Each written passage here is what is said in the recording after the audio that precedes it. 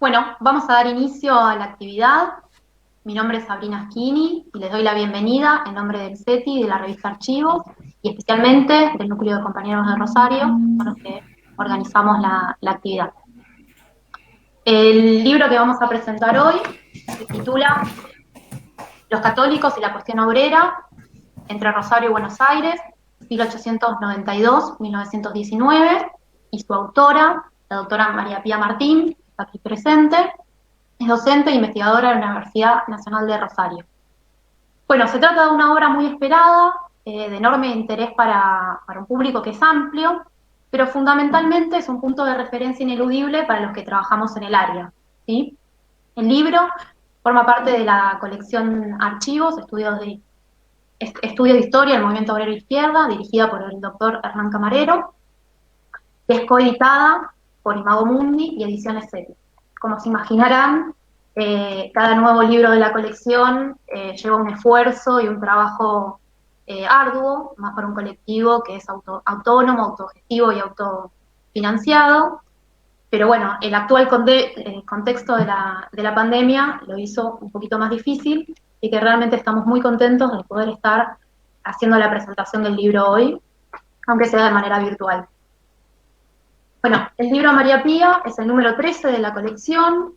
Esta colección, muchos de ustedes ya la conocerán, pero tiene diferentes eh, ejemplares de trabajos que son originales, investigaciones de larga data, que muchos de ellos provienen de elaboraciones o de reelaboraciones de sus tesis doctorales, como es el caso del presente libro. Y las temáticas que abarcan estos temas, esta colección es amplia, lo que tiene que ver con los temas, las temporalidades, los enfoques de sus autores y también las disciplinas en las cuales, eh, desde las cuales se inscriben los autores. De conjunto, la colección lo que busca retomar es la tradición de la historia social, la historia política del movimiento obrero y de las izquierdas, como dos sujetos separados, pero con sus relaciones, sujetos complejos, que los estudia en sus vínculos entre sí, pero también con otros actores, instituciones y culturas políticas. ¿Sí? Por otro lado, también la colección lo que busca, se pregunta y trabaja enfoques que provienen de la exploración de la historia cultural y de la historia intelectual, del uso de la perspectiva de género y de otros clivajes que tienen que ver con la identidad justamente de los sujetos involucrados. En ese sentido, el trabajo de María Pía nos interesa incorporarlo en la colección justamente porque da cuenta de un actor que es distinto al actor que venimos, digamos, trabajando desde las izquierdas o desde el movimiento obrero, que son los católicos sociales, intervienen fuertemente en la llamada cuestión obrera a fines del siglo XIX y en los primeros años del siglo XX, que son un sujeto heterogéneo y que a su vez todo el movimiento católico está en un proceso de profundas transformaciones y que la autora lo que hace justamente es ver las diferentes prácticas que ellos utilizan para reconquistar, como dicen ellos, a los trabajadores, las disputas o las diferentes posiciones que hay al interior de ese movimiento, los diferentes programas y cómo se articularon entre sí, y a su vez las rivalidades y las disputas que hubo con organizaciones, con diferentes organizaciones de la izquierda. Eh, bueno, antes de pasar a presentar al panel que nos acompaña, simplemente quiero señalar lo que para mí es la importancia del libro en lo que tiene que ver con el campo de estudios en el que se inserta. El trabajo de María Pía proviene, como ya dije, de su tesis doctoral, es un trabajo que ella viene elaborando a lo largo de toda su carrera, y su investigación excede temporal y geográficamente lo que está presentando en este libro, eso se nota, y de conjunto todo el trabajo de ella constituye un nexo justamente entre lo que a mi juicio son dos campos historiográficos que venían transitando, digamos, desarrollándose de manera separada, autónoma, casi paralela, que son el de los estudios de la historia de las religiones y el del movimiento obrero. Y bueno, justamente me parece que la virtud de este trabajo que se coloca en un nexo, y me parece que es una vinculación rica que tiene, bueno, un futuro promisorio, no solo en lo que tiene que ver con el catolicismo, sino también con otras religiones. Bueno, sin más, pasamos a las presentaciones. Nos acompaña la doctora Agustina Prieto, que es profesora de la Facultad de Ciencia Política de la Universidad Nacional de Rosario, investigadora del Consejo de Investigaciones de la Universidad Nacional de Rosario. Ella se especializa en la historia social y política de la ciudad de Rosario entre fines del siglo XIX y la mitad del siglo XX. Nos acompaña también Diego Mauro, que es docente de la Facultad de Humanidades y Arte de la Universidad Nacional de Rosario, es investigador del CONICET, integrante del Instituto de Investigaciones Sociohistóricas Regionales, el ISIR, es especialista en historia de la secularización y del catolicismo argentino. También nos va a acompañar obviamente la autora, María Pía Martín, que es doctora y egresada de la Facultad de Humanidades y Artes de la Universidad Nacional de Rosario, es docente de las Facultades de Derecho y Ciencia Política de la misma universidad, y es miembro del ISIR, Investigaciones Sociohistóricas Regionales, y del CIESAL, Centro Interdisciplinario de Estudios Sociales Argentinos y Latinoamericanos. También nos acompaña Antonio Oliva, que es profesor de la Facultad de Humanidades y Artes de la Universidad Nacional de Rosario y miembro del CETI. Él va a estar recibiendo lo que son las preguntas. Así que, sin más, no sé quién quiere arrancar. No nos pusimos de acuerdo de ese tema. Como quiera, Agustina. Ahí va Diego. Bueno, empiezo yo entonces. Como quieras vos, Agustina, me da igual a mí. Bueno, empiezo entonces. Bueno, lo primero que quería decir es que, bueno, es una alegría muy grande estar acá compartiendo esta presentación, porque, bueno, en mi caso particular he aprendido mucho, me he formado leyendo los trabajos de María Pía. Uno podría decir que es un libro no solo esperado, sino es un libro que ya hemos leído de alguna manera mucho antes, ¿no? Es decir, es un trabajo que viene ¿no? Incluso antes de su tesis doctoral, ¿no? Es decir, y en este sentido es un libro que me parece que, bueno, como decía Sabrina, viene a llenar un vacío importante, digamos, una investigación muy, muy relevante, muy significativa. Bueno, como arranqué un poco desordenado, no les agradecí, que es lo primero que debería haber hecho, agradecerle a Sabrina, a Antonio, a la gente del CETI, a María Pía, también la oportunidad de compartir algunas reflexiones con ustedes, ¿no? Que más allá de la cuestión formal es importante, porque si bien nos encontramos de manera virtual, bueno, está bueno un espacio para discutir, porque es un libro que tiene mucha potencialidad para reflexionar, así que, bueno, mi agradecimiento por ese lado. En principio me gustaría plantear dos cosas. A mí me parece que la investigación en general de María Pía tuvo desde el comienzo dos intuiciones muy importantes. Y digo intuiciones porque, si bien insisto, es un libro que es el resultado de su tesis defendida no hace tanto, es un libro que se empieza a construir en la década del 80.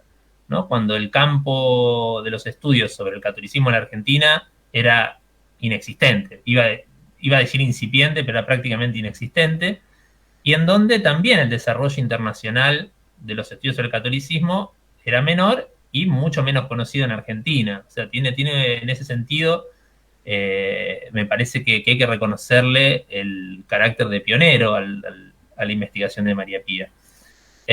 Por eso yo tenía dos intuiciones que para mí que me gustaría subrayar, ¿no? La primera, que había algo valioso en estudiar el catolicismo social, ¿no? Que había algo relevante en estudiar los vínculos entre el catolicismo y el mundo del trabajo.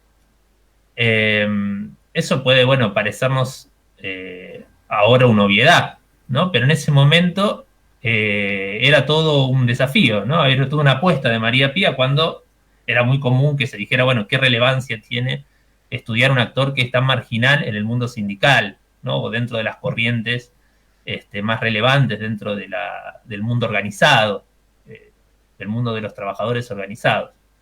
Bueno, María Pía apostó por eso, mostró que si bien es cierto que los católicos tienen un lugar marginal en el mundo sindical, sí influyen de otras maneras, por otras vías en el mundo del trabajo y que han sido muy importantes a la hora de alimentar otras corrientes ideológicas que han sido importantes en el mundo del trabajo, ¿no? El peronismo, por supuesto, pero también, digamos, las corrientes sindicalistas, ¿no? Entonces, esto por un lado, ¿no? Y por otro lado, creo que María Pía también tuvo la intuición de ver en el catolicismo social una puerta de entrada para pensar transformaciones más generales que estaba viviendo la Iglesia Católica a nivel global en ese periodo. Entonces, esto sería una primera cuestión, ¿no? Esta apuesta por estudiar un objeto muy marginal, considerado más bien irrelevante, la década del 80, ¿no? Cuando ella se pone a mirar esto. Y la segunda intuición, para mí muy interesante que ella tiene, es que las décadas en las que hay que mirarlo son la década final del siglo XIX y las primeras del XX. Y esto es muy interesante porque en un contexto en que había muy poca producción, lo poco que había, que era, uno podría decir, los trabajos de Néstor Auza no deja de mirar todo este movimiento social católico como un movimiento que está todo el tiempo fracasando, ¿no? No puede dejar de mirarlo, digamos, de una óptica, ¿no? Muy crítica, en la cual, bueno, efectivamente nada sale bien.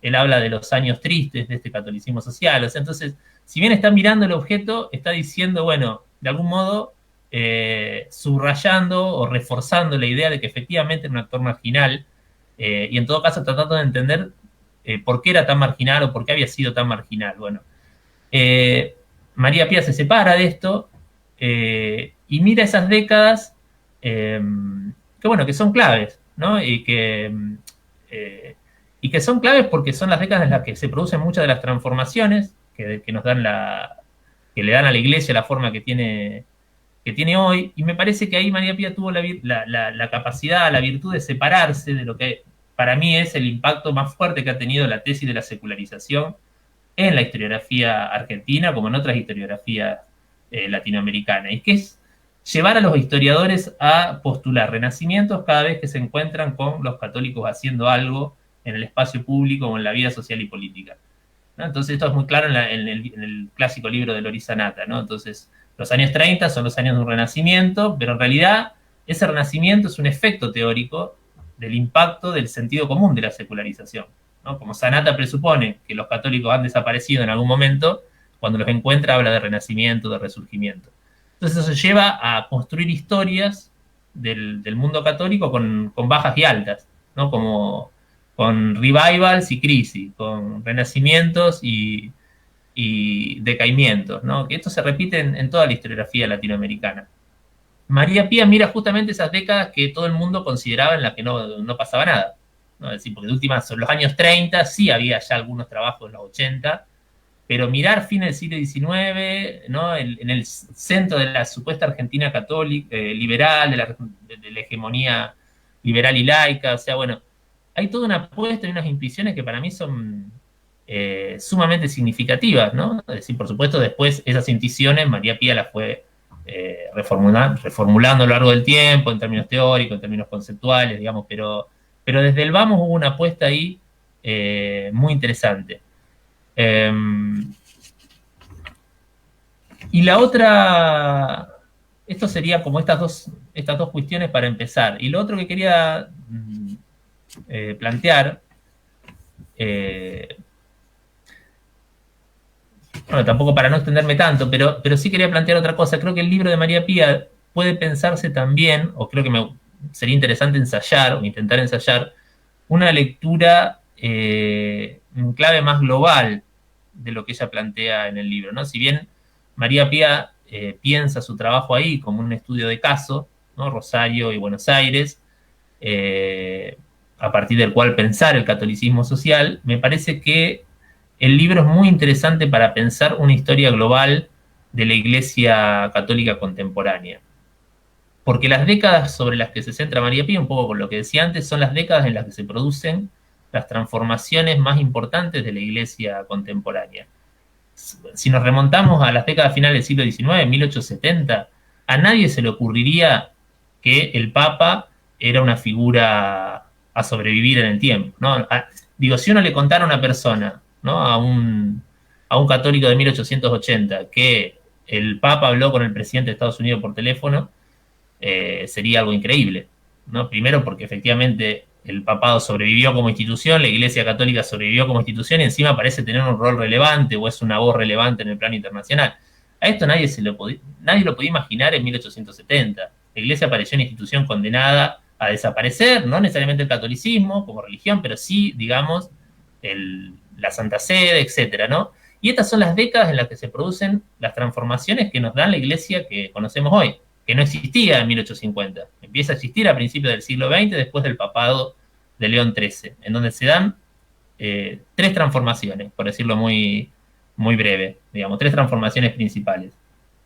La primera, que uno la puede encontrar, a mí me gusta vincularlas, yo diría hay tres encíclicas de León XIII que son fundamentales para entender la transformación que vive la Iglesia en ese periodo, que a mí me gusta usar el concepto, el viejo concepto de Polanyi, así en un sentido muy, muy light, de gran transformación, ¿no? Es efectivamente hay una gran transformación conceptual, ideológica, material de la Iglesia.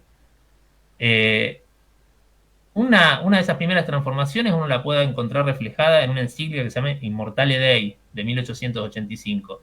¿Qué es lo que dice esa encíclica? Bueno, la Iglesia ya no es más un Estado europeo más, ¿no? Después de la derrota militar de 1870, los estados pontificios no existen más.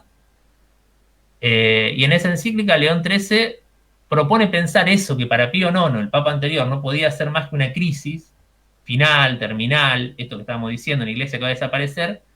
Él comienza a pensar esa crisis como la posibilidad de repensar conceptualmente la Iglesia. La Iglesia ya no es un Estado más, sino pasa a pensarse de manera desterritorializada como un poder global de naturaleza religiosa, pero eminentemente también política, ¿no? Y en consecuencia un poder mucho más relevante y significativo que el que podía tener como un Estado más débil, digamos, sin unas fuerzas armadas relevantes en el concepto europeo del desarrollo de los Estados-nación. Esa transformación es clave, ¿no? Es decir, es una transformación sustancial. A nosotros estamos acostumbrados a pensar la Iglesia de esa manera, pero en 1850 no se la pensaba, sino dejaba de ser un Estado europeo en conflicto con sus vecinos, etc. Y esta transformación viene de la mano de una serie de cosas que se dan en paralelo, ¿no?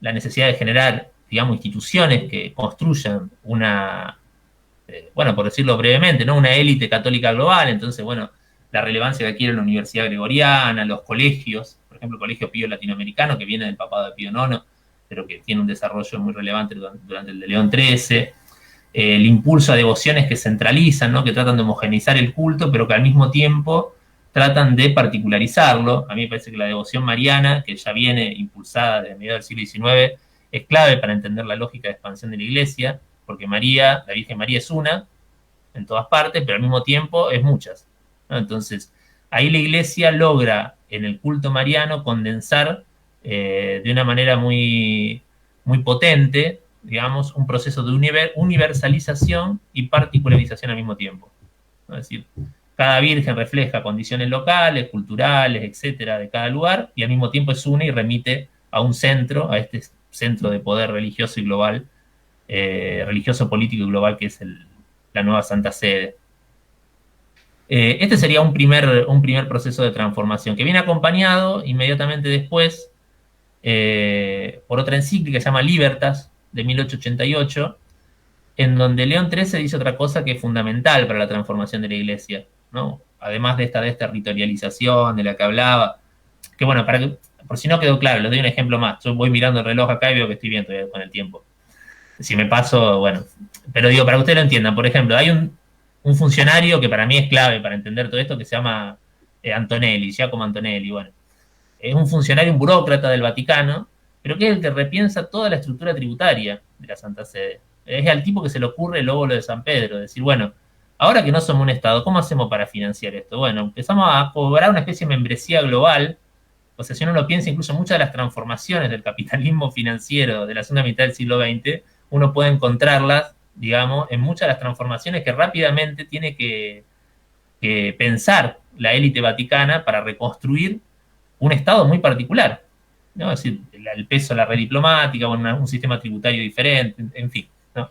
Bueno, todas estas transformaciones vienen acompañadas, volviendo a la segunda encíclica, Libertas, de 1888, que dice otra cosa que es fundamental. Dice, bueno, ¿Qué es lo que había dicho Pío IX? Pío IX había dicho que no se podía transigir de ninguna manera con la modernidad, que todo estaba mal, que la libertad estaba mal, que el Estado moderno estaba mal, que todo era un desastre, que no había posibilidad más que oponerse.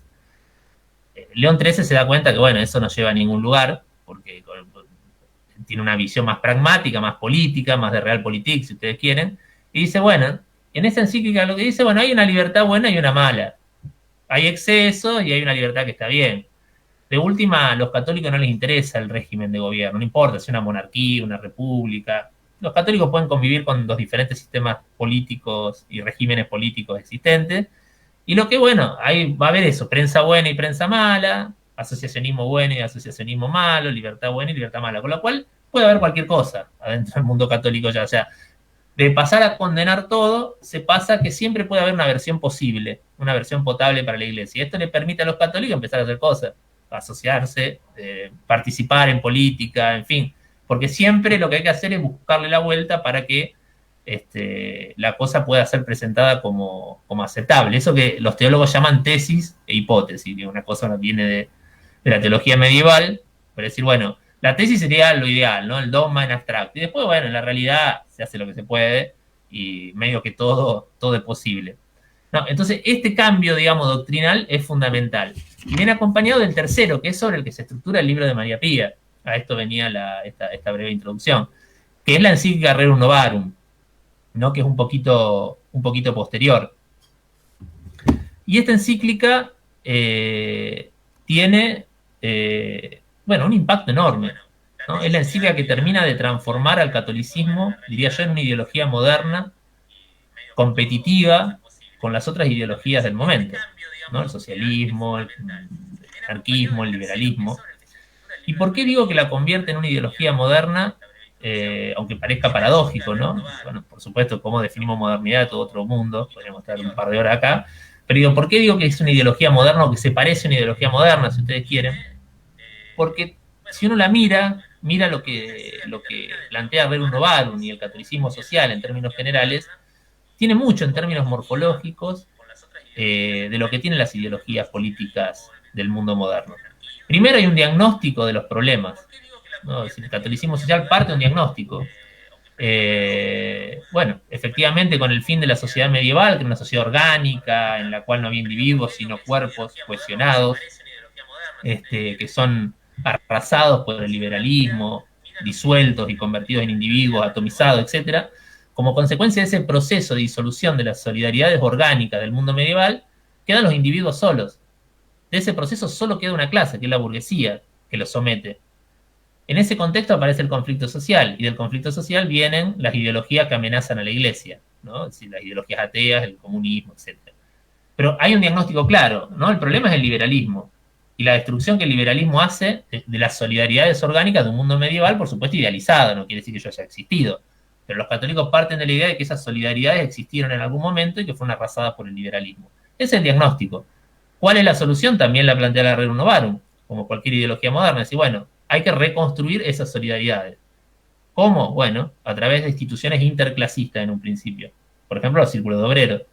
Hay que volver a reconstruir tramados sociales, generar espacios intermedios, asociaciones, que le devuelvan a la sociedad una forma más orgánica, menos liberal y más organicista, podríamos decirlo por resumir. Entonces hay un plan de acción, ¿no? Concreto. Y hay también una utopía católica, que es la cristiandad, la nueva cristiandad, reconstruir la cristiandad, que no es volver a la cristiandad medieval, es construir una modernidad católica, y esa es la utopía católica. Y funciona como una utopía porque los católicos salen a militar eso. Es decir, ¿por qué yo digo que es moderno? Bueno, porque si hay un rasgo característico de la modernidad es pensar que el futuro depende de la acción de los hombres y las mujeres, que no es algo que hay que esperar. Y acá los católicos abandonan una mirada, un horizonte teológico fatalista, y dicen, bueno, hay que salir a militar, hay que salir a construir esa cristiandad. Y con las herramientas que delinea la Rerum Novarum. Por eso empiezan a hacer todo lo que el libro de María Pía muestra con tanta solvencia, digamos, ¿no? Con tanta minuciosidad. Es decir, todo tipo de cosas. Asociaciones, círculos de obreros, ligas agrarias, partidos, sindicatos, cajas rurales, bueno, todo lo que en el marco del llamado catolicismo social se pone en marcha. Esto genera, a mí me gusta compararlo con los despertares del mundo protestante. Es como un despertar. De repente los católicos empiezan a hacer un montón de cosas, de, de todo tipo, durante un montón de décadas. ¿No? En 1890, por lo menos, hasta 1920, diría que durante esos 30 años florecen todo tipo de, de organizaciones, de asociaciones de este tipo. ¿Y qué es el resultado de esta transformación, para mí enorme, que lleva adelante León XIII? Yo creo que el papado de León XIII es el papado que permite entender la iglesia contemporánea. Después son todos correctivos de esto, ¿no? Bueno, y ya para terminar, pues ahí ya me llegó el aviso, creo que esta perspectiva globalista también es interesante para pensar el corte que hace María Pía. Yo es un corte que a mí no me convence en general para pensar el catolicismo social, y lo hemos charlado con Sabrina en alguna ocasión. Porque si uno piensa en la historia del catolicismo social, yo creo que el corte, y María Pía lo sabe también, porque yo estas cosas las he leído también de su trabajo, así que no es que no lo sabe. Pero yo creo que es más con el peronismo, ¿no? A principios de los 40 creo que sería un corte para pensar la historia del catolicismo social en la Argentina, ¿no? Un corte. Por supuesto, acá está hablando de los orígenes del catolicismo social, y uno ahí podría pensar que el 19 es un momento de corte, Semana Trágica mediante, etcétera. Pero si uno lo mira desde una historia global, me parece que es un corte coherente, porque efectivamente a partir de ese momento, este periodo de expansión, este gran despertar, empieza a tratar de ser disciplinado desde arriba. Hay otra forma de verlo, ¿no? Un momento en el cual los católicos sociales pueden hacer un montón de cosas, y un momento a partir del cual los papados, los episcopados, las autoridades eclesiásticas, las jerarquías empiezan a tratar de ordenar todo este mundo. Porque a fin de cuentas los católicos están haciendo lo que querían. O sea, bien en términos modernos. O sea, cada uno se le ocurría la forma de crear un partido, armar un sindicato solo de trabajadores, ir a la huelga, en algunos casos, en otros casos participar de un sindicato amarillista, lo que fuere, digamos, pero digo, todo tipo de caminos posibles que es necesario empezar a disciplinar. Entonces ahí me parece que el 19 es un corte bien interesante para pensar el fin de una etapa expansiva, por decirlo en los viejos términos de trabajo de Mil Pulada, digamos, en la cual los católicos empiezan a hacer cosas, y una etapa de ordenamiento, disciplinamiento, ¿no? Que uno se puede ver en dos organizaciones, la Unión Popular Católica Argentina primero y la Acción Católica después, que trata de introducir orden en todo esto, y después vuelve a estallar todo un par de décadas después, ¿no? Pero digo, como no podría pensarlo, ¿no? Como en estos momentos. En ese sentido, me parece que el 19 es un buen corte. Pero bueno, con esto lo que quería decir, que me parece que el libro de María Pía, que tiene todas estas virtudes y que todos hemos utilizado, y que a mí me pone muy feliz que finalmente vea la luz, puede ser también un insumo muy interesante para una historia global de la Iglesia, ¿no? Es decir, que uno lo puede mirar y decir, Rosario, Buenos Aires, pareciera que es un trabajo centrado en dos estudios de caso, pero es una muy buena ventana, tiene una muy buena periodización, tiene muy buenas hipótesis e intuiciones para pensar una historia global de las transformaciones de la Iglesia contemporánea. Y me parece que ahí también tiene bastante para decirnos. Así que bueno, una enorme felicitación para María Pía y un verdadero gusto haber compartido estas reflexiones con ustedes.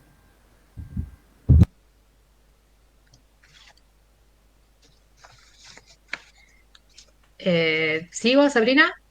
Sí, sí, dale, Agustina.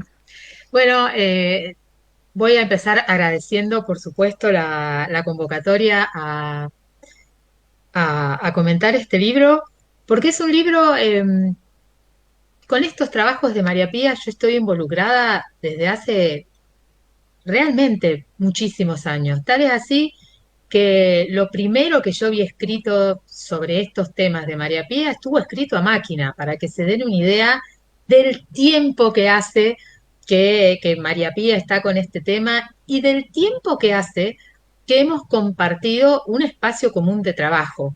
Con María Pía, desde entonces, desde fines de los 80, hemos trabajado con Ricardo Falcón, a quien precisamente María Pía dedica este libro, porque fue quien de alguna manera armó un equipo de trabajo que a fines de los 80, a mediados y fines de entre mediados y fines de los 80 empezamos a trabajar una cantidad de temas que al principio planteábamos como temas que tenían que ver con el movimiento obrero, y ya a principios de los 90 los encuadramos dentro de lo que empezamos a pensar. Esto es no solo el movimiento obrero, sino de lo que estamos hablando es de la emergencia de la cuestión obrera. Y es por eso entonces que esta versión de este recorrido de María Pía es un libro sobre la cuestión obrera, y eso es lo que está precisamente en el título de este libro, Los católicos y la cuestión obrera.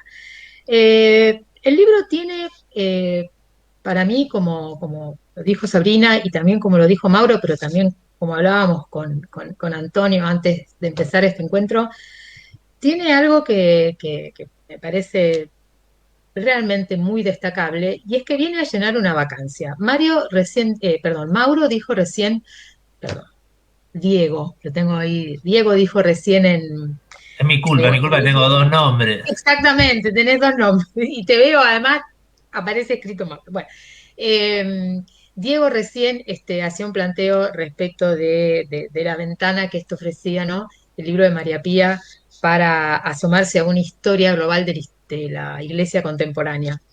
A mí me parece que este libro eh, ofrece además una gran ventana para mirar un poco la historia de Rosario y la de Buenos Aires. Y cuando le digo la de Rosario y la de Buenos Aires, quiero decirlo en los términos que los hace María Pía, en términos comparativos. Quienes en la docencia hacemos historia comparativa, yo por ejemplo soy docente de historia latinoamericana, sabemos de qué modo la Revolución Mexicana y las reformas vallistas se iluminan recíprocamente. Cuánto más sencillo es comprender la una a la luz de la otra. En este caso, esta estrategia que toma María Pía permite iluminar a través de lo que tienen en común y de lo que tienen de diferente este tramo de la historia de Rosario y Buenos Aires. Un tramo que está enfocado en la cuestión obrera y en los católicos sociales, pero también en la historia, finalmente es una historia de estas dos ciudades. Entonces, desde ese punto de vista, me gustaría hacer algunas referencias a aquello en lo cual me parece que ilumina, básicamente ilumina e innova el libro de María Pía. Al menos a mí me resultó iluminador. Después de haber leído muchos trabajos de María Pía, me resultó de pronto sorprenderme, encontrarme que todavía, ahora visto esto escrito en esta última versión, tiene cosas que me permiten formularme preguntas, ¿no? Entonces, entre esas cosas que ahora me parece que en este libro quedan más, más marcadamente expuestas, está, digamos, lo que tiene que ver con ciertas características de cada una de las ciudades. María Pía dice que los círculos obreros e incluso la Liga Democrática Cristiana fueron en Rosario más conservadores. Y ella atribuye este mayor conservadurismo a una característica que tiene Rosario, que es que a fines del siglo XIX y hasta principios del XX tiene un movimiento anticlerical muy fuerte. Y un poco lo que se desprende de ese planteo de María Pía es que esta sensación que tienen los católicos sociales rosarinos de estar enfrentando un enemigo que es el anticlericalismo y que es un enemigo más vigoroso, tal vez que el de otras experiencias, es lo que los hace ser más conservadores en sus decisiones, en sus actitudes, que los círculos de obreros o la Liga Democrática Cristiana en la coyuntura de 1901, 1902, sobre todo a partir de 1902, que en Buenos Aires. Entonces me parece que esta apuesta de María Pía a trabajar comparativamente estos dos casos es una apuesta que es muy rendidora historiográficamente, porque precisamente es lo que permite encontrar claves interpretativas como esta que estoy planteando. Eh, la otra cosa, en términos historiográficos, lo que tiene que ver con la historia de Rosario, pero también en la historia general del movimiento obrero en la Argentina, que me parece que es realmente importante del libro de María Pía, es que el, el recorrido que hace María Pía en el capítulo que dedica a la evolución de los círculos obreros en Rosario y en Buenos Aires, cuando trabaja el caso de Rosario, da una cifra que me sorprende no haberme dado cuenta hasta ahora de lo que estaban diciendo esas cifras. Es decir, y reitero, he seguido a María Pía, pero recién ahora leyendo esta última versión, tomé en cuenta lo que están diciendo esas cifras. María Pía dice que, digamos, que hubo un momento de gran expansión de los círculos obreros en Rosario, en un momento que va desde su fundación en 1895 hasta el año 1900, ¿no? 1900, 1901, hasta el estallido de las huelgas en el puerto. Después dice María Pía, señala que hay un momento, digamos, de crisis que ella marca a través de los números de nuevas incorporaciones a los círculos de obreros, que es el periodo que se inicia en 1907-1908 y que llega a su culmine en el año 1909, cuando es el momento más bajo de afiliaciones para el movimiento católico social, en la cual se registran solo 32 afiliaciones de obreros digamos, a las organizaciones del catolicismo social. Y después, dice María Pía, empieza a partir del 11, 12 y sobre todo 13, 14, ese camino que va a llevar, digamos, a ese florecimiento que se da a partir de 1920 y toda la década del 20. Bueno, ¿qué es lo que yo hasta ahora no había percibido? Que ese es el mismo derrotero cronológico que tuvo el anarquismo en Rosario.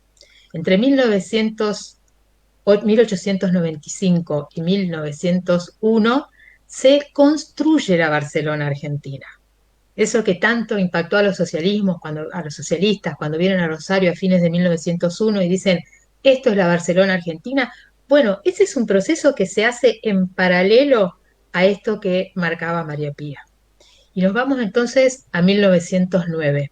1909 fue no solo para los católicos sociales un annus horribilis, también lo fue para los anarquistas, al punto que la protesta manda incluso gente a Rosario a ver qué pasa y sacan notas hablando de, literalmente, la inexplicable situación de la acción anarquista en Rosario en 1909. Y volviendo entonces a esta periodización que plantea María Pía para los católicos sociales, ¿cuándo empieza a salir el anarquismo de esa situación en la que entra como los católicos sociales en 1907, 1908 y que, reitero, tiene su pico, su punto más bajo en 1909? Precisamente 1911, 1912 y de ahí ya hay toda una etapa de reconstrucción del anarquismo que, digamos, se refiere al periodo de la Primera Guerra Mundial. Entonces, esto de pronto me parece que nos debería hacer reflexionar sobre esta situación. Es decir, que no era algo que tenía que ver con los católicos, que no era algo que tenía que ver con los anarquistas, que es algo que tiene que ver con el movimiento obrero en general. Y respecto de esto, digamos, también pensar que, por ejemplo, que 1909, ese año tan dramático para anarquistas y católicos sociales, no fue un año que los trabajadores rosarinos no se movilizaron, no salieron a la calle. Fueron protagonistas importantes de una enorme movilización que terminó con la renuncia de un intendente ese año. Esto es, me parece que todas estas pistas que está dando el libro de María Pía nos permiten volver a pensar estos temas que tienen que ver con el movimiento obrero rosarino, con la cuestión obrera rosarina, eh, desde otra perspectiva. Es decir, me parece que esto le suma complejidad y a la vez que le suma complejidad, me parece que nos está acercando a alguna clave explicativa. La otra cosa que me parece que tiene de muy interesante el libro de María Pía, y que quienes hayan leído trabajos anteriores de María Pía en esto no van a ver algo innovador, pero me parece que en el contexto del libro se queda resaltado, es lo que tiene que ver con aquello que hace a la militancia, a un tipo de militancia que tiene que ver un poco a lo que planteaba Diego en su exposición, digamos, un tipo de militancia que hacen los católicos y que es la de unos militantes que van y ponen la cara en lugares que les resultan hostiles, en lugares donde saben que los van a recibir a piedrazos. Y aún así, va mostrando María Pía, se van metiendo de a poquitito, entienden ellos, interpretan ellos que muchas de esas instancias son en principio básicamente fracasos y para ello me remito a, digamos, digamos, a cómo relatan las fuentes de los católicos sociales y de la iglesia en general su experiencia en el barrio obrero Refinería de Rosario, ¿no? Donde todo es una tristeza, nos fue mal, nos tiran cosas, nos tiran piedrazos, nos tiran de todo. Y sin embargo, vamos a decir, ese fracaso fue un éxito, porque dos de las instituciones que plantea María Pía, que son las que entran a refinería, que son lo que después va a ser digamos, el grupo de los que van a constituir el Colegio de Guadalupe, que al principio fracasa la Escuela Guadalupe, y todos los grupos movilizados por el obispo Boneo, en ese barrio que fue, digamos, una un lugar tomado prácticamente por el anarquismo, en este momento no hay ninguna institución, bueno, institución anarquista sería medio difícil, pero no hay nada que haya quedado de esa experiencia libertaria.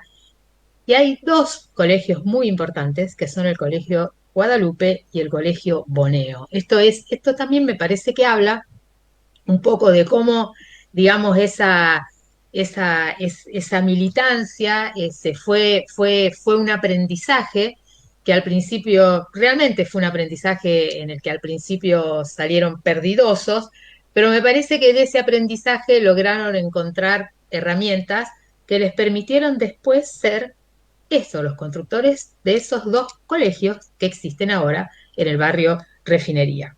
Otra cosa del libro de María Pía y que me parece que es muy interesante para no ya trabajar, digamos, el movimiento obrero, sino para una historia de las élites en la Argentina. ¿Por qué? Porque María Pía hace un seguimiento de la élite política y social que se va configurando en torno al catolicismo social. Esa élite en la cual ella estudia a los Casielo, a Luque, digamos, a una serie no son solo figuras individuales, sino suelen ser también grupos familiares. Es una élite eh, que en modo alguno, que en modo alguno remite a, a la élite política y social rosarina de fines del siglo XIX y los primeros años del siglo XX. Esto es, quienes hemos trabajado la historia de ese periodo, si tuviéramos que pensar en quién es la élite económica, la élite política, la élite social, nos tendemos a pensar que son básicamente aquellos nombres que sin duda aparecen ligados al Jockey Club, al Club Gimnasia de Esgrima, digamos, los que comparten una sociabilidad, los que se reúnen corporativamente en la bolsa de comercio, pero estos son otros nombres. Esto es, acá María Pía está proponiendo cómo, digamos, en paralelo a esa élite social y política de fines del siglo XIX, que sigue sin duda, siendo la misma en los años 20 y en los años 30, sin embargo, es, hay otras, hay otras élites que empiezan, digamos, a disputar un lugar político y social, sino económico, dentro de ese sector de la sociedad. Por todo esto es que me parece que el libro de María Pía eh, es un libro que merece ser leído, digamos, en términos de lo que ya dijo y en nuevo de lo que ya dijo en términos de su recorrido historiográfico Y en términos de las preguntas que abre este libro que yo ya podría decir, lo vengo leyendo desde fines de los 80 y sin embargo encontré que estaba leyendo en muchos sentidos un libro nuevo. Un libro nuevo del que también uno, o yo podría haber elegido hablar, pero supuse que para eso estaba Diego, digamos de otra zona temática que me interesa, que es la cuestión de que también queda, digamos, planteada en el libro de María Pía, y explicada en parte a través del libro de María Pía, que es el tránsito del mito de ese mito del centro laico, que se suponía que era Rosario a fines del 19 y principios del 20, al mito de la nación católica. A mí me parece que si esto no es extensivo, por supuesto, a Buenos Aires, porque Buenos Aires no fue en términos míticos ningún centro laico, sí lo fue Rosario, y me parece que en este libro de María Pía están algunas de las claves para ir entendiendo cómo se fue desmontando ese mito del centro laico y cómo estas instituciones que María Pía dice tienen como matriz al Círculo Católico de Obreros los círculos católicos de obreros fundados a partir de 1895 en Rosario, son los que empiezan a operar, a trabajar. Al principio, digamos, daría la impresión que perdiendo todas las batallas, fracasando en todo lo que se proponen, pero en algún momento, evidentemente, les fueron encontrando la vuelta.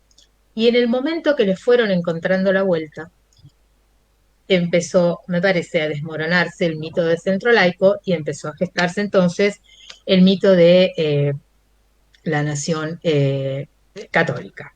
Entonces, invitar a leer el libro de María Pía, celebrar que haya salido en esta colección, que es una muy linda colección de libros. Así que, nada, yo dejaría aquí. Bueno, muchas gracias Agustina, muchas gracias Diego. María Pía, no sé si querés responder, hacer alguna intervención vos, y después pasamos a las preguntas. Bueno, sí. ¿Qué puedo decir? Primero agradecer a la gente.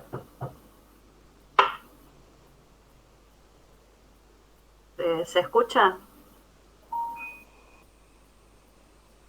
Bueno, primero agradecer a la gente que hizo posible que se publicara este libro, que es verdad que, digamos, tiene un largo recorrido, casi el mismo que el recorrido académico que uno tiene. Bueno, hasta produce emoción porque lo empecé estos temas muy jóvenes, después los dejé, después los retomé, bueno. Y agradecer particularmente al CETI de Buenos Aires y de Rosario, Antonio, a todo el grupo, a la propia Sabrina, que siempre me parece que valoro mucho la idea esta de publicar la tesis, a Diego Ceruso, a Hernán Camarero, a quien me evaluó en su momento de trabajo, realmente, y agradecer los comentarios tanto de Diego como de Agustina, que, bueno, es verdad que ambos conocen bastante y de larga data todos estos trabajos, pero que se plasmaron en el libro, o por lo menos una parte de esos trabajos, y que hicieron una muy buena lectura, me parece, desde dos perspectivas distintas. En principio, yo había pensado plantear esto. Si bien el título dice Rosario Buenos Aires, y en realidad el libro está pensado como una historia local comparada, en realidad la historia local comparada me sirve a mí para mirar lo global. En ese sentido coincido con Diego. Y no tanto como un estudio de casos, sino que me permite visibilizar mecanismos que no estaban que no son tan fáciles de seguir cuando uno intenta hacer la historia global, pero sí que me permiten resignificarlas en algún sentido. Y en estos términos, digamos, precisamente lo que yo intenté hacer fue eso, ¿no?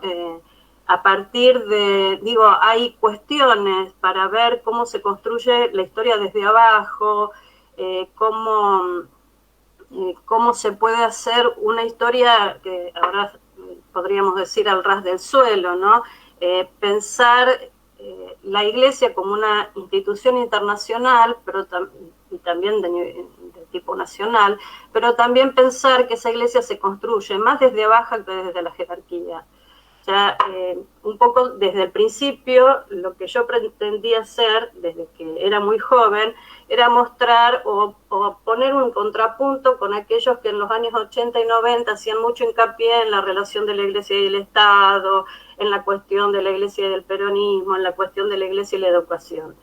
Y mirar que esa Iglesia solo se sostiene si hay en las bases una sociedad o una cantidad de un núcleo de militantes duros que crean las condiciones para penetrar una sociedad que ella consideraba esquiva, y que sobre todo en el tránsito del siglo XIX al XX había que construir. Entonces, digamos, esta idea inicial que yo tuve, que era una historia desde abajo, y que es verdad que no puedo pensar la historia desde abajo en una institución como la eclesiástica sin mirar no solo al clero, sino a la jerarquía eclesiástica y a documentos internacionales, pero también ver cómo eso se produce cambios y produce la presencia, digamos, institucional en las bases de la sociedad, ¿no? Y va constituyendo y va transformando esas bases en el plano de la sociedad. Yo creo, con lo que marcaron los dos comentaristas, creo que efectivamente esto no es una historia de aciertos y fracasos, sino que la persistencia en estrategias múltiples por parte de la Iglesia Católica, con directivas internacionales, pero también con prácticas que permiten construir un laicado con características nuevas y con herramientas, asociaciones, prácticas innovadoras, más que ser un fracaso, es un éxito que está marcado en los niveles de institucionalización que lograron muchas de estas cuestiones, en la injerencia que algunos de los problemas que plantearon a fines del siglo XIX y principios del XX, que tuvieron en la historia posterior, y en la continuidad de esas instituciones que creo que los dos comentaristas marcaron, ¿no? Respecto, bueno, Diego marcaba esta cuestión de que una mejor periodización tendría que cerrar en el peronismo. Yo en parte estoy de acuerdo y en parte voy a hacer algunas salvedades. Primero hay, bueno, obligaciones editoriales. Digo, tenía más que ver con... tenía más que ver un poco con los intereses y las características de esta colección, cerrar en el 19, que es una fecha en términos de historia social muy significativa y que también marca un quiebre para la Iglesia Católica, precisamente con la creación del primer intento de centralización y de clericalización de la acción social católica por parte de, digamos, de la cúpula eclesiástica en el país, y que va a significar un cambio importante a futuro, que no va a ser exitoso, va a ser precario y no va a lograr sus objetivos, pero sí va a permitir posteriormente la creación de la acción católica, que sí va a tener mucho éxito y mucha continuidad en el tiempo, obviamente con las variaciones que pueden dar distintos fenómenos, ¿no? Son fenómenos muy complejos. Pero bueno, yo creo que el 19 es un momento de quiebre importante, y también releyendo incluso la introducción y algunos aspectos del libro, estos católicos sociales introducen muy tempranamente cuestiones que tienen que ver con discusiones sobre la democracia, sobre la justicia social, sobre la democracia social. Digo, la sensación es que la Iglesia apuesta más por una democracia social, en algunos sentidos, sobre todo a través de este movimiento católico vinculado tanto a los círculos de obreros como a la democracia cristiana, y la noción de justicia social la introduce en la primera década del siglo XX. Entonces uno tiene la inclinación, siendo argentino, de mirar hacia el peronismo. Y con esa lógica empecé a lo mejor yo a los 20 y pico de años, ¿no? Pero con los años me di cuenta que hay que evitar la tentación de explicar la década del 20, la década del 30 mirando al peronismo, porque el peronismo sucedió después. Y creo que todo el periodo previo tiene su propia lógica, su propia racionalidad, y debe tener autonomía en el análisis. Eso no quiere decir que descarte llegar al peronismo, ¿no? Porque realmente hay unas líneas de continuidad y hay elementos que son muy significativos. Por eso yo incluso había pensado para la exposición destacar dos cuestiones que abre. Estas cuestiones que tienen que ver con el reformismo social, la legislación social como forma de modificar el problema que planteaba la cuestión obrera. O sea, una cuestión central para la Iglesia a fines del siglo XIX, en Europa y en la Argentina, por tomar algún parámetro, es la cuestión obrera, más que la cuestión social. No porque la Iglesia desconozca la cuestión social, que tiene un sentido más amplio, sino porque la cuestión social es cercana a la Iglesia, en el sentido de que la Iglesia siempre atendió a los pobres, siempre atendió a los enfermos, pero la cuestión obrera, eso yo lo planteo en la introducción y me parece que es importante, que surge con el capitalismo industrial en el siglo XIX y sobre todo a fines del siglo XIX, principios del XX, es como un cachetazo en la cara de la Iglesia, porque son nuevo tipo de pobres, son masas de población enorme, asalariados, que son muy pobres y que está captando, fundamentalmente, están captando las izquierdas, y entonces la Iglesia tiene que pensar, la Iglesia siente que el pueblo le es ajeno. Por eso una de las consignas durante 30 o 40 años va a ser ir al pueblo, reconquistar al pueblo, reeducar al pueblo, siente que el pueblo le es ajeno y le es ajeno porque las respuestas las están recibiendo desde las izquierdas, que pueden consolidarse porque existe el liberalismo y porque las sociedades han sido liberales. Entonces, la Iglesia se instala, digamos, tiene que pensar una acción política que si bien tiene un discurso antimoderno, en la práctica debe nutrirse de estrategias, de mecanismos de propaganda, de acción, de organización, de prensa propia, para construir la contracara de eso y para volver a penetrar la sociedad, volver... después podemos discutir si estaba o no estaba en la sociedad. Bueno, la perspectiva de esa Iglesia es los obreros van por otro lado y nosotros tenemos que conquistar a las masas. Una sociedad de masas que es cada vez más explícita y que si no está, digamos, imbuida por cuestiones que tienen que ver con el liberalismo, está seducida por cuestiones que vienen de las distintas izquierdas de la época. Entonces, digamos, la Iglesia no podría haber hecho eso solo con los vínculos con el Estado, o con construcciones en relación con el poder, y menos en el tránsito del siglo XIX al XX. Para lograr una transformación de largo plazo y realmente sólida, lo tenía que hacer yendo a la sociedad y buscando los mecanismos para actuar y para transformar esa sociedad. Y de ahí que el catolicismo social, si bien era una corriente marginal, presentó el problema, digamos, lo urgente que era actuar sobre eso y dio herramientas nuevas, herramientas que la Iglesia se empieza a apropiar desentendiéndose a lo mejor de los individuos que son más conflictivos, más heterodoxos, más abiertos a cualquier cosa, ¿no? Y que eso se nota precisamente en 1919 cuando crean la UPCA. Pero en realidad, digamos, rastreando esto, el libro es verdad que le da bastante peso a los círculos obreros, pero en realidad Los círculos de obreros para mí fueron un punto de partida. De hecho, bueno, él decía, yo empecé en el 88, empecé con un seminario o con un trabajo hecho para un seminario que dictaba Ricardo Falcón, que hacían llegado a la Argentina y que tenía que ver con el Círculo de Obreros de Rosario.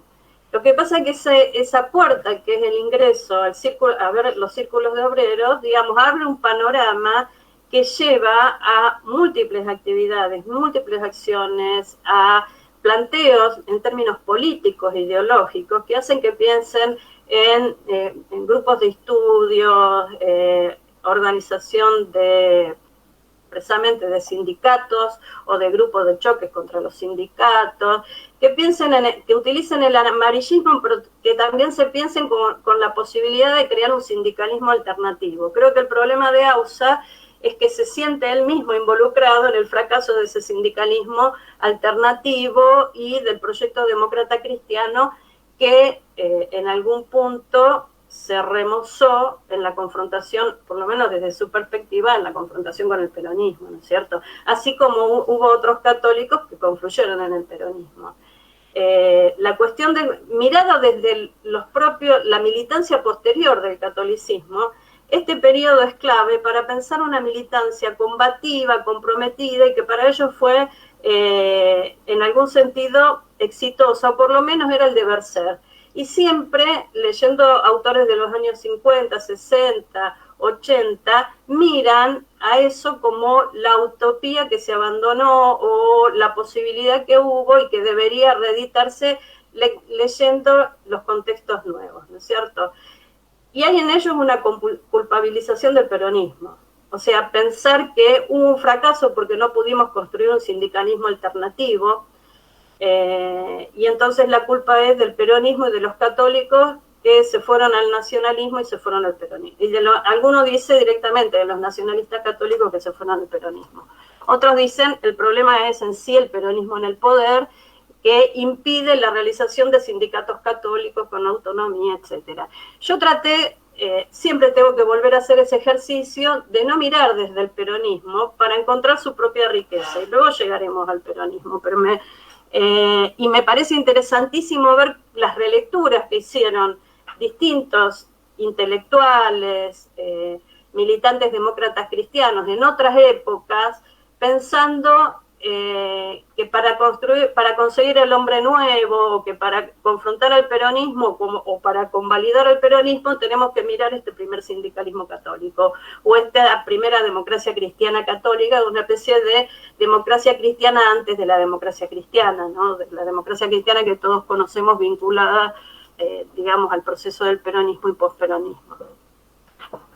Entonces, bueno, en ese sentido, el mirar con la lupa en lo local, digamos, me permitió eso. Y me permitió también reconstituir élites, que en cierta forma creo que detrás de eso está una vieja idea de Susana Bianchi, que tenía que ver con pensar a la Iglesia como una institución donde se lograba la promoción social.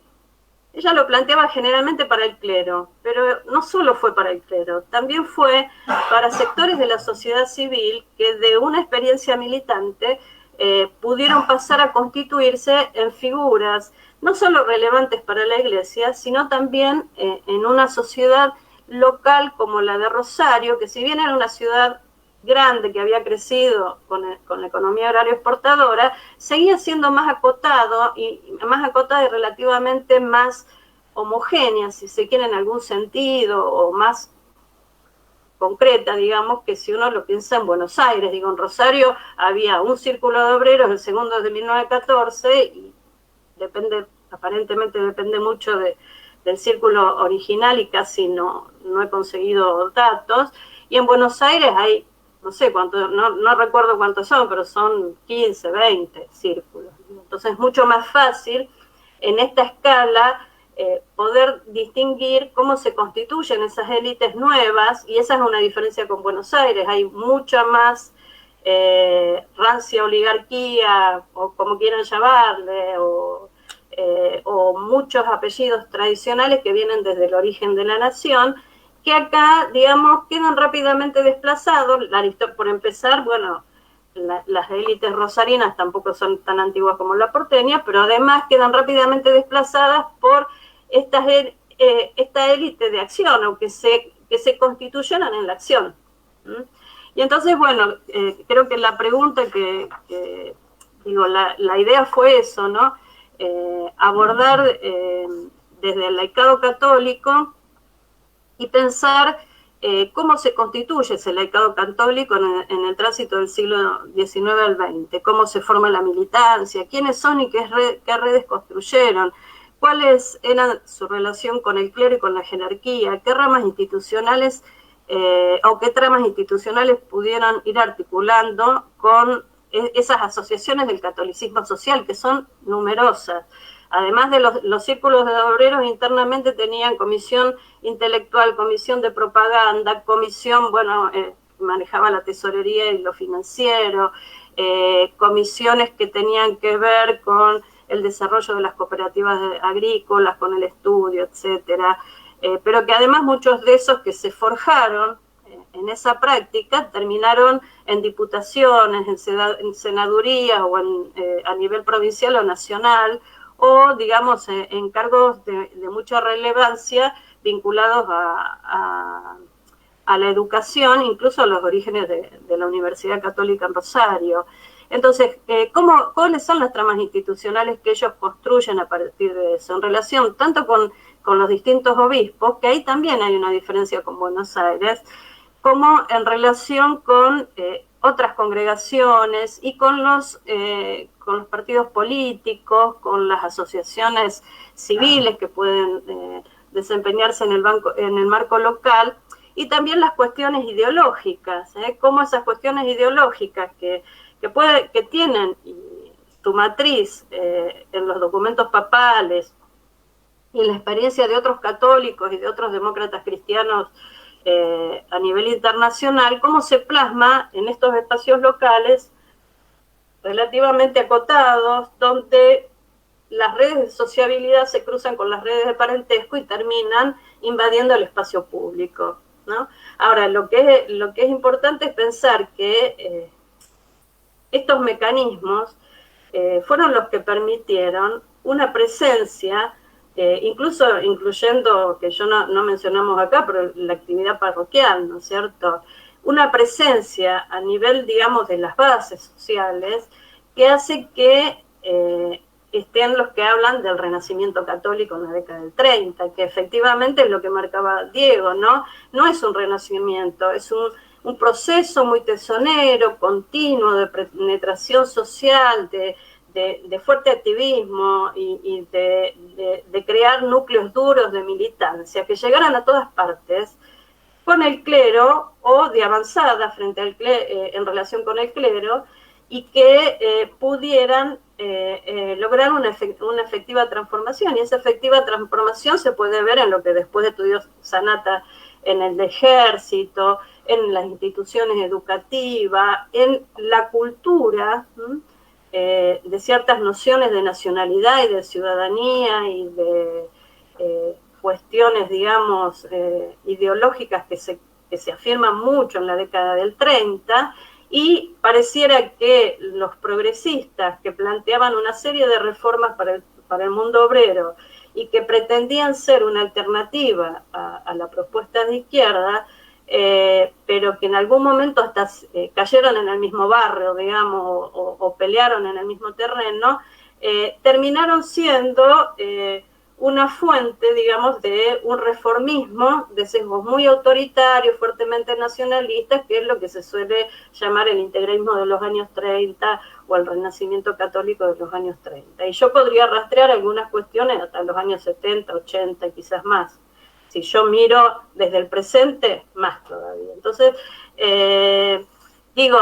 coincido con Diego, AUSA se equivocaba, no fue un fracaso, fue un rotundo éxito, nada más que esos éxitos que pasan en esos complejos procesos sociales donde, digamos, es muy, muy difícil dilucidar exactamente, a lo mejor por eso me llevó, trato de justificarme, por eso me llevó tantos años. Pero bueno, sí, esta última versión, yo a veces pienso, a mí me ofrecieron en varias oportunidades publicar libros sobre esta temática y nunca lo resolví. Bueno, estoy mucho más conforme, aunque digamos, eso a lo mejor haya puesto un techo a determinado desarrollo, estoy mucho más conforme de haberlo publicado ahora, porque hay un montón de cuestiones en muchos niveles que yo pude integrar y que realmente era lo que me interesaba conseguir, ¿no? Y todavía me queda en las décadas siguientes. Más o menos eso era lo que quería plantear. Bueno, muchas gracias, María Pía. Antonio, no sé si tienes preguntas para formular. Sí, claro que sí, hay algunas preguntas ahora que le vamos a formular a María Pía. No sé si Diego, Agustina quieren hacer alguna consideración, incluso antes de que le demos la palabra o no. Bueno, listo. Entonces vamos a empezar a hacer algunas preguntas que nos llegaron. La primera la hace Carlos Álvarez, que es una pregunta para Pía. Y dice, ¿qué variables se encuentra viables para explicar el periodo 1907 y 1912 en el cual la capacidad organizacional de los católicos sociales descendió, siendo que el anarquismo, su principal contrincante al interior del mundo obrero, también descendió en dicho periodo? ¿Hay alguna variable represiva que haya encontrado para con los católicos? Esa sería un poco la pregunta, digamos, ¿no? No sé si se entendió, Pía. Sí. Perfecto. Yo en realidad descarto la variable represiva, honestamente. Creo que, bueno, en el caso de Rosario, lo que ellos planteaban tenía mucho que ver con dificultades de financiamiento y dificultades, digamos, de darle continuidad a este trabajo militante. En el caso de Rosario es un despegue importante a partir de la década del 10, donde hay una nueva generación de dirigentes con mucha más potencialidad, ¿no es cierto? Y bueno, Agustina planteaba que seguramente hay como un reflejo, digamos, los católicos tienen como una... digamos, la confrontación entre los católicos y los anarquistas es permanente en este periodo, y a lo mejor el paralelismo puede ser también una cuestión de mirarse en el otro, que es el enemigo más molesto, como después va a ser en la década del 30 el comunismo. Pero no, digamos, yo descartaría que repriman a los católicos, honestamente, sobre todo en el caso de Rosario, porque la actitud de Rosario fue bastante conservadora. Sí, yo lo que planteaba, en base a lo que comentaba Agustina, es que lo que yo noté, y eso se lo atribuyo a las propias prácticas católicas, es que a lo mejor también había algún contexto que tenía que ver con la economía local, pero también me parece que cuando los católicos mandaban rompehuelgas, no fue una experiencia exitosa. Después de las grandes huelgas, el Círculo de Obrero Rosario mandó rompehuelgas en 1901 y en 1902. Y después de ese momento hay como una crisis importante en la afiliación de socios o en el retiro. Ahora, a nivel nacional sí hay en Buenos Aires, pero también, digamos, en la perspectiva más general, sí hay un retroceso que es, ellos lo experimentan como un fracaso, o como que no, pero tiene mucho que ver con en todo caso, si él quiere decir represión, yo suelo usar la palabra represión pensando en el Estado, porque me parece que es una categoría que depende del brazo armado del Estado, ¿no es cierto? No creo que ellos pasaran por eso. Sí es verdad que de algunas huelgas lo echaron, los anarquistas los echaron con la policía, es una paradoja, pero es así, ¿no? Pero sí la desorganización que surge por, en todo caso, las presiones internas, ¿no? Hasta 1905, sobre todo en Buenos Aires, hay un tipo de... Y el contexto internacional, porque también coincide en 1902, 1905, con una desarticulación o con problemas, digamos, o con una mala imagen que llega a la Argentina de las ligas democráticas cristianas, y entonces hay como un paralelismo. Entonces hay un momento en que, bueno, hay dirigentes católicos que no se sabe por qué participaron de huelgas generales, confrontaron con la patronal, pero con no cualquier patronal, sino con una patronal que financiaba obras de caridad católica y que después van a estar muy involucrados en las obras de la UPCA, y quedan entre la espada y la pared. Y algunos de esos dirigentes prácticamente dejan de ser mencionados, y de haber sido figuras muy relevantes, pasan, digamos, a tener, digamos, pierden la centralidad que habían tenido, y no es casual. Es una acción deliberada de los sectores que ahí es que el propio fundador de los círculos de obreros, que también había fundado la Liga Democrática Cristiana, y que la que sentía que se le había desmadrado un poco era la democracia cristiana, bueno, vuelve a reforzar y dice, bueno, lo que tenemos que hacer es volver a estudiar y formarnos como en militantes, pero tratando de reforzar los círculos de obreros. Entonces me parece que tiene más que ver con un proceso interno. Sí es posible que haya un paralelismo dentro, o que haya una situación en el caso de Rosario que marque condiciones particulares, pero a nivel nacional ese retroceso tiene que ver por los conflictos y las fricciones internas, a veces algunos de esos conflictos a mí me quedaban más claros cuando leía los comentarios en la Vanguardia, por ejemplo, porque porque la Vanguardia conocía bastante de esos dirigentes, y entonces contaban los detalles hasta de personalidad que los documentos católicos no lo iban a contar porque desmejoraba su imagen, ¿no? Pero los propios discursos de 1907 y 1908, o los escritos que uno puede relevar de Franceschi, de Grote, están mostrando eso. Bueno, vamos a tratar, antes de la UPCA, vamos a tratar de reencauzar esto, porque algo se nos desmadró. Yo los reconozco como propios, pero generaron, digamos, en todo caso tiene que ver con eso, con una cuestión de confrontación con aquellos que pertenecían a los sectores más tradicionales, a las grandes empresas, y que también eran católicos y también tenían expectativas hasta cierto punto de los círculos de obreros, ¿no? Porque en realidad Grote les va a ir a pedir en algún momento, bueno, nosotros trabajamos por la paz social, ustedes deberían hacerle concesiones a nuestros sindicatos. Y ahí le van a crear una asociación patronal en el puerto que hace que Grote se dé por ofendido, y por eso justifica que los demócratas cristianos se pasen a la oposición. Entonces me parece que tiene más que ver con eso que con la posibilidad de que los reprima la policía, porque es probable que sí, los que estaban militando muy en el terreno sindical se hayan comido más de una cuestión de ese tipo, pero no lo podemos poner en pie de igualdad con el anarquismo ni ahí, porque, digamos, era claro que venían de otro lugar. No sé si respondo la pregunta. Sí, acá te están felicitando justamente por la respuesta, Pía.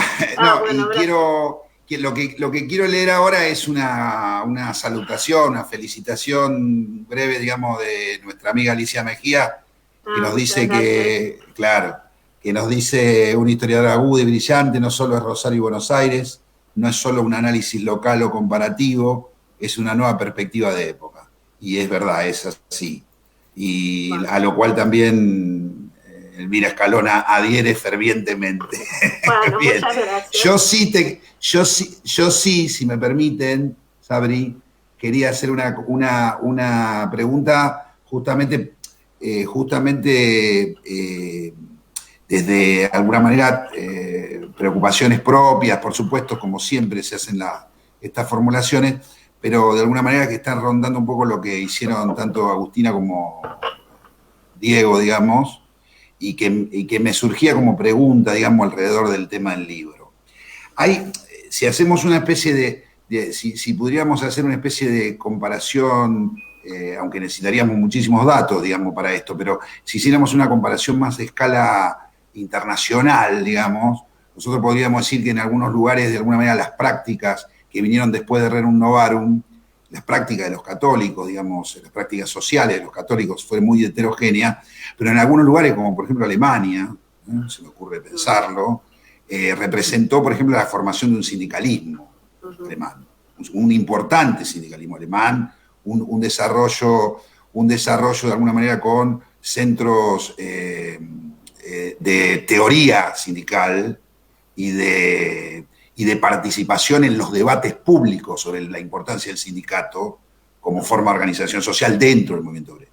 Yo la pregunta que te quiero hacer, que lo hago obviamente desde la más, por lo menos inicial, experiencia con respecto al conocimiento del tema de las organizaciones y de las prácticas católicas de base, como lo planteaste vos en el libro, es si acá hubo algún tipo de perspectiva lo suficientemente cohesionada y fuerte de pensar un sindicalismo católico como forma más exclusiva de organización social.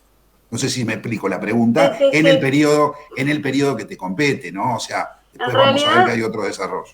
En realidad, bueno, en la tesis yo tengo 3 capítulos sobre la cuestión europea, donde tomo algunas cuestiones que tienen que ver con la Iglesia alemana. Yo diría que Grote es el que tiene más claro eso, porque es un alemán que viene huyendo de la Kulturkampf y permanentemente mira la situación argentina desde esa perspectiva. Y en Europa habían fracasado los sindicatos mixtos, y entonces él cree que los círculos de obreros tienen que ser la base, pero no lo único. Y por eso al interior de los círculos de obreros, que eso por ahí se pierde generalmente en la historiografía, pero la iniciativa de crear la Liga Democrática Cristiana, que tenía como finalidad el sindicalismo, es una iniciativa dentro de los círculos de obreros del propio Grote, porque la idea era la de crear sindicatos, digamos, lo que ellos llamaban sindicatos separados, o sea, sindicatos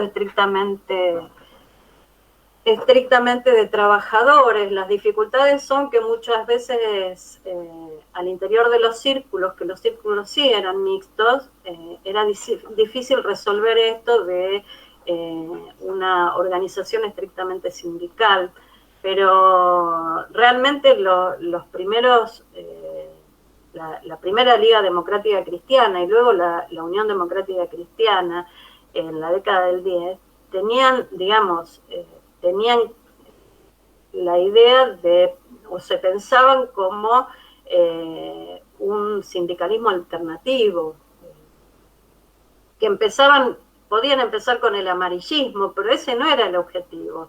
El objetivo era efectivamente poder ocupar un espacio, como se hace en cualquier lucha sindical y política, ¿no? Ocupar el espacio, aunque sea las trompadas, y una vez que estuviéramos, tratar de captar y transformar a las masas, digamos, esa es la idea. Entonces, la idea de un sindicalismo alternativo es muy fuerte en ello, y yo creo que efectivamente están convencidos de que pueden hacerlo. Evidentemente, el contexto de época y una serie de dificultades y de la propia Iglesia no se los permite, pero claramente desde el principio, digamos, tienen presente esta idea del sindicato separado, y en la experiencia alemana, de otra forma, experiencia en otros países como Bélgica, Austria, en cada país tomaron su particularidad.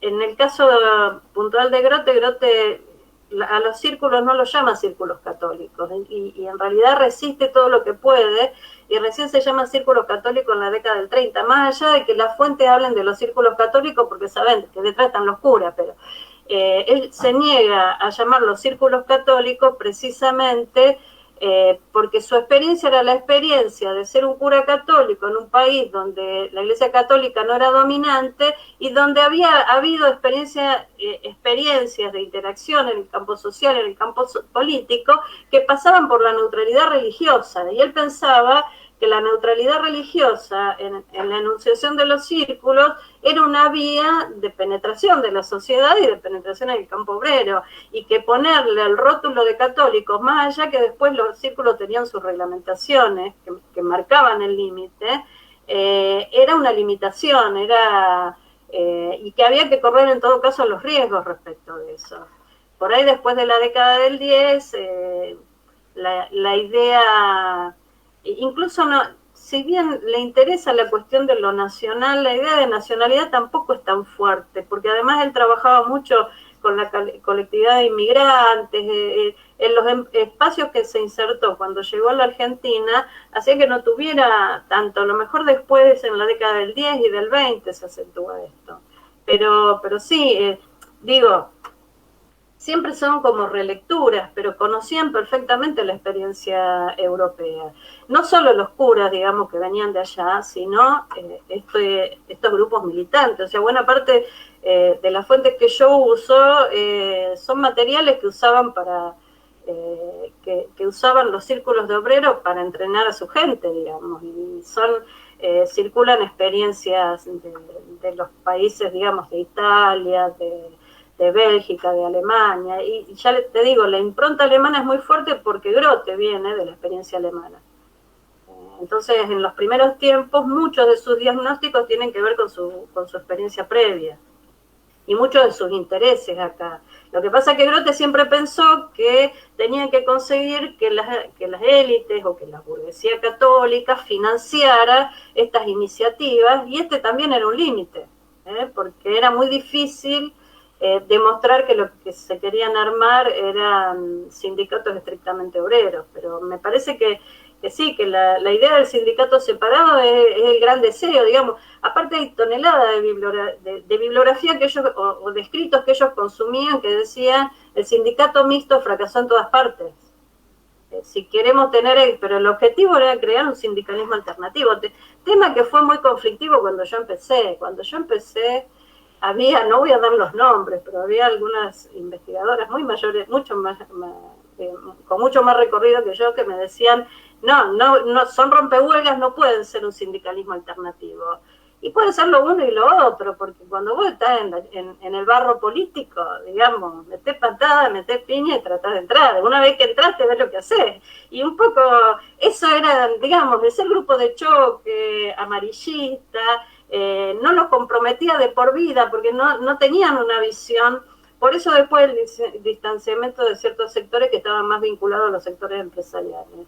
A esos militantes, a esos cuadros, no los comprometía de por vida, porque el objetivo de ellos era realmente, yo creo que en algún sentido estaban convencidos del reformismo, digamos, de la idea de que si no se resolvía la cuestión obrera, digamos, el riesgo era enorme. Entonces la vía era la sanción de una legislación, digamos, no era la asistencia, digamos, ahí tomaba distancia también de las cofradías o de otras asociaciones preexistentes. No es la asistencia, es, transmitirle nuestras ideas a los obreros, pero también generar un Estado crecientemente interventor. Incluso algo que se pierde a veces es que, por ejemplo, los demócratas cristianos, si yo mal no recuerdo, por lo menos en la década del 20 ya planteaban el voto femenino, con interpretaciones particulares, pero y planteaban algunas cuestiones que tenían que ver también con la justicia social en un sentido de, digamos, de abolición del salariado, o de desarrollo del cooperativismo hasta llegar al accionariado obrero. O sea, cuestiones que estaban más desarrolladas en Europa, pero que aquí había muchos que lo leían, y esa era la motivación que tenían. Después, bueno, la mayoría quedaban en cooperativas de consumo, pero hay toda una concepción que iba mucho más allá, ¿no? Por eso está bien, bueno, lo que planteaba Diego, no son medievalistas, porque incluso los pensadores del catolicismo social a nivel internacional medievalistas llegaban a plantear que la única forma de resolver el problema del liberalismo y del capitalismo moderno era aboliendo la propiedad y generando un accionariado obrero. a fines del siglo XIX lo planteaban, o en los años 60, 70. Entonces hay todo una forma de pensamiento que está mirando más hacia adelante que hacia atrás, con un discurso que sí suena a veces antimodernista, o que sí podemos categorizar en términos políticos a veces de reaccionario. Eso se va a notar más avanzando en la década del 20, en términos políticos. Pero otra cuestión es que los demócratas cristianos, en Rosario, por ejemplo, en la década del 10, cuando se crea la Unión Democrática Cristiana, se presenta como partido obrero, como partido obrero cristiano, que es para la época una expresión que molestaba mucho, porque había partidos católicos, el Partido Constitucional, y había católicos que hacían política en distintos partidos, pero presentarse como partido obrero cristiano sonaba muy socialista, aunque no lo fuera. Y hablar de tantas reformas sonaba socialista, aunque no lo fuera. Y ellos tenían claro que no lo eran, ojo. Ellos no se pensaban de izquierda, tenían claro que estaban a la derecha. El reformismo era efectivo. Bueno, y a la larga, si lo queremos vincular con el peronismo, ese reformismo de derecha fue el que tuvo éxito, ¿no? El que se pudo instalar desde el Estado. Más allá de que no vamos a desconocer la obra del socialismo ni nada por el estilo. Ellos tampoco la desconocían, y en realidad al socialismo lo veían como una especie de opositor con el que podían tener diálogo y respeto y conocimiento mutuo. Por eso la vanguardia, además de que se burlaba de ellos, porque tenían una sección que era blusas y sotanas a principios de siglo, donde pasaban todos los chismes sobre los católicos sociales, además de datos sobre las acciones, pero también algunos chismes de las internas de los católicos, pero igualmente tenían una perspectiva distinta respecto, en comparación con la perspectiva del anarquismo, ¿no es cierto? Y creo que estaban convencidos de que ellos hubieran podido construir lo que después se llamó la tercera vía, en realidad, ¿no? Pero digo, no lo pienso como un camino inexorable hacia, sino como que son cuestiones que están en el clima político en el que en los años 30 y 40 surgen, y va a tener éxito el peronismo. Además de tradiciones que vienen de la izquierda, hay cuestiones que están digamos, también en la cultura popular, digamos, insertas o difundidas desde el campo católico, ¿no? Y en instituciones. Y nunca hay que olvidar, yo no lo he trabajado particularmente, pero nunca hay que olvidar el campo escolar. La capacidad que tiene la Iglesia para transmitir determinadas cuestiones del campo escolar. Los exalumnos de Don Bosco van a ser... los cuadros del Círculo de Obreros, muchos de los más destacados, provienen de exalumnos de Don Bosco. No es casualidad tampoco. Pero ahí es donde pueden captar también gente. No sé si te contesto, Antonio. No, sí, por supuesto que sí, incluso, digamos, a mí, digo particularmente, me interesa muchísimo el tema de la concepción católica del sindicalismo en relación a esto, porque, bueno, son visos de alguna manera de pensar también teóricamente si son parte o no son parte del movimiento obrero, si eso lo podemos considerar. Digo, la historia por ahí juega a dos puntas ahí, ¿no? Vos entrás por un lado muy interesante, que es el tema de la práctica militante, por ejemplo, del catolicismo, digamos, finales del siglo XIX, y por ahí lo comparás de alguna manera, con las dirigentes, con las élites, digamos, posteriores, y de alguna manera hay una práctica obrera muy concreta. Es decir, a mí me preocupaba el límite teórico-político de hasta dónde o no son parte del movimiento obrero, ¿no? Esto sigue siendo problemático. Sigue siendo un problema, exacto, sigue siendo un problema histórico.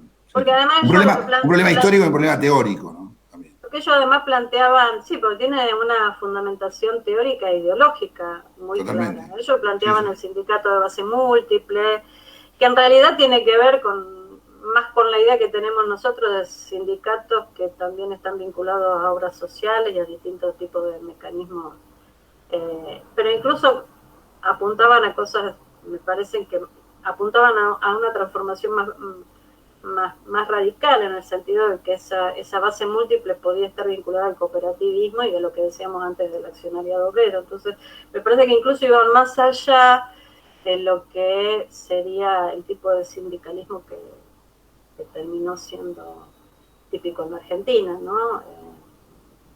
Que tampoco tiene que ver con la sociedad de resistencia de principios del siglo XX.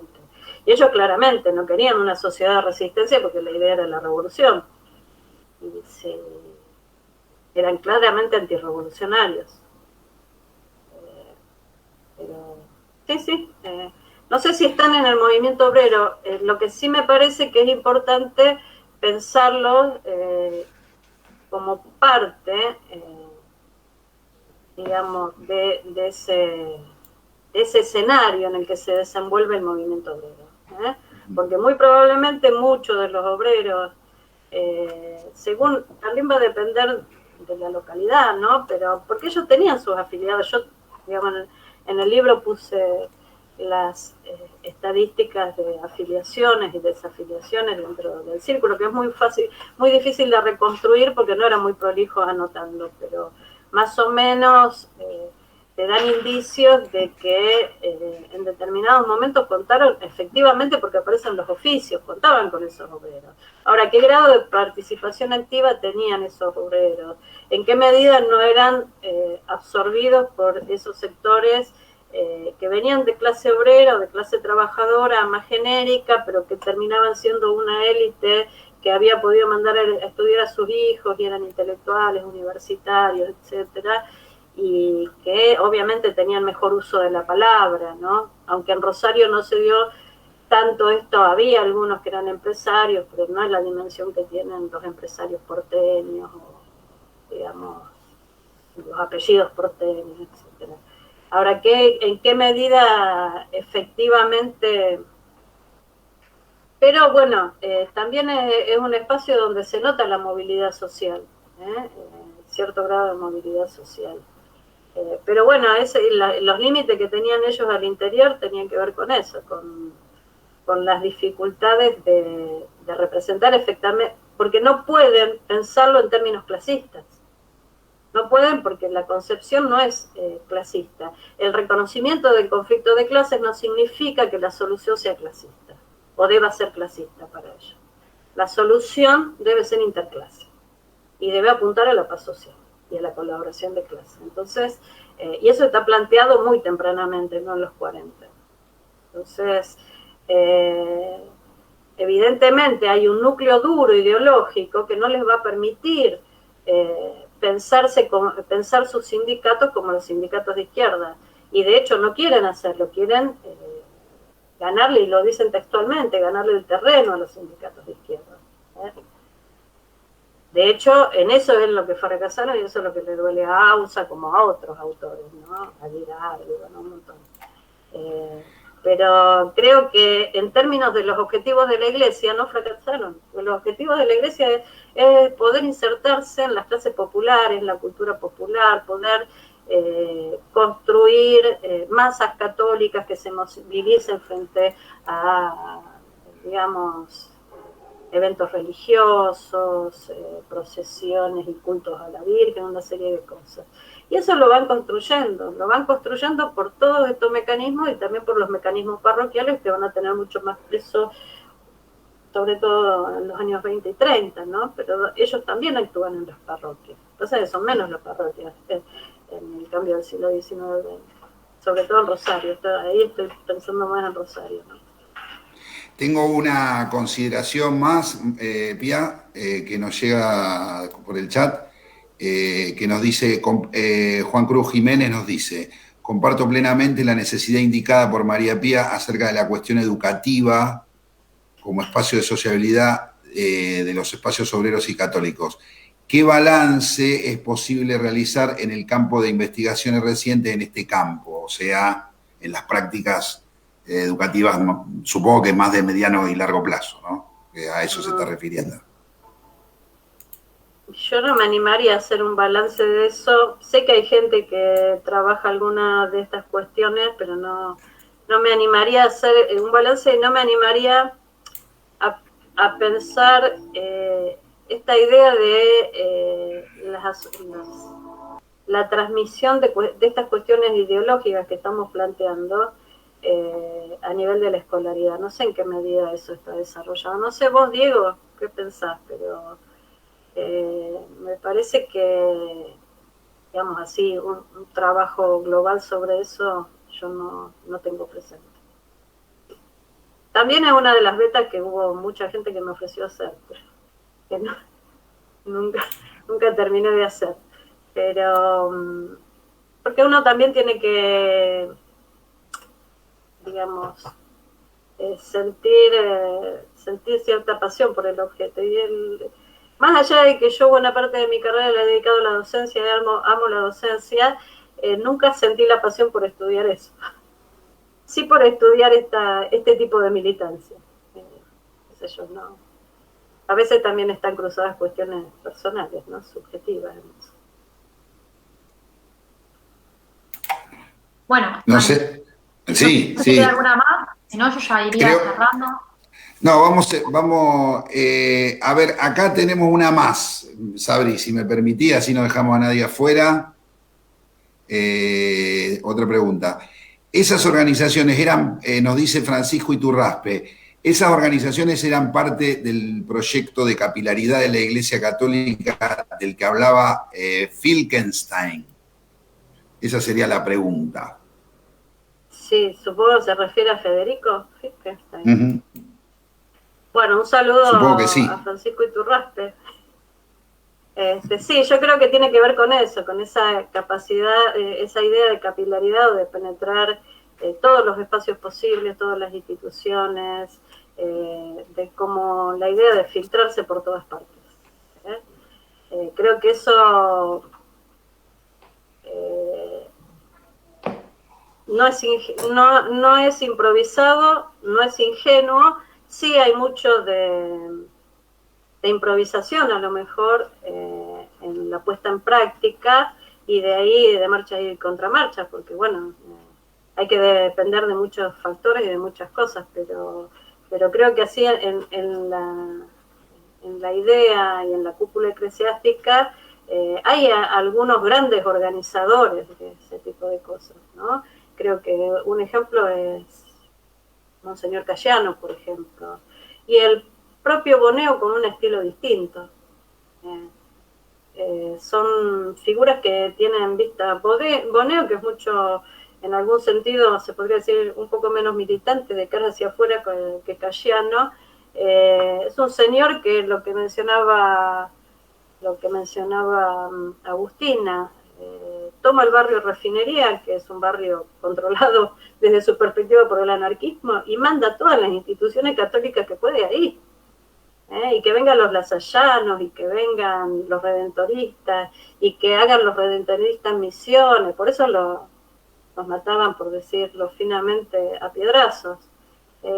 Pero detectar un lugar y todo debería estar. Y creemos escuelas, y digamos, durante, precisamente al comienzo, la mayoría o muchas congregaciones religiosas educativas ingresan después del 900, a Rosario, por ejemplo.